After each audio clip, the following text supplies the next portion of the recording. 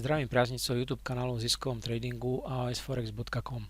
Moje meno je Braňo Hrtánek a chcel by som vám prezentovať výsledky našeho dnešného obchodovania na Forexe. Tak ako tradične začneme s tzv. 1000 eurovým účtom, ktorému sa dneska zasa pekne darilo. Ja pripomínam, včera sme tam mali jednu malú seansu, ktorá bola v drobnej strate. Tá sa pomerne rýchlo v noci vyobchodovala a skončila v zisku. A celkovo sa za celý deň vo veľmi takej kľudnej atmosfére podarilo zrealizovať 8 automatických seansí, ktoré teda zodpovedajú 15 objednávkam a celkovo počas dnešného dňa bolo pripísané krásne 0,5%, že to je teda pekný výsledok. A druhý účet, ktorý vám zvyknem ukazovať, je tento. Tam zasa je pekne vidieť, že tie systémy idú trošičku v inom rangu, aj keď tento mal 13 objednávok, tak nakoniec má iba 3 seansy.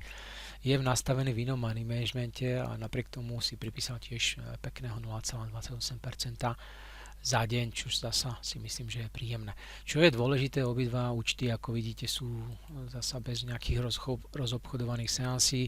Blíži sa samozrejme noc, takže je to veľmi príjemné. Žiaden problém, necháme systém bežať, štatistiky sú na našej strane.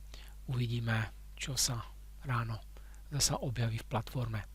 To je všetko na dnes. Som rád, že pozeráte naše videá. Teším sa na prezentovanie výsledkov zasa zajtra. Majte sa krásne a do počutia.